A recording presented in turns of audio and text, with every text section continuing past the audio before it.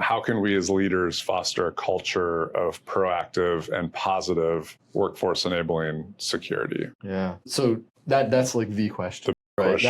That's a big question. And for me, a lot of it is sort of extending the expectations, right, for our cyber professionals. So it is true that you need to have technical expertise. You have to have mastery of technical domains, perhaps depth across multiple technical domains. And there's a great conversation here on T-shaped skills and all of those things to grow your cyber career. That is necessary. It is also necessary to have empathy, to be able to put yourself in the shoes of others, to develop communication skills, to be able to think about what the person on the other side is thinking and feeling and saying and doing, and to really be able to translate and to be able to build those relationships. Because when you need to leverage those relationships, they need to be in place. It's not the time to build a relationship when you're actively working an event, right?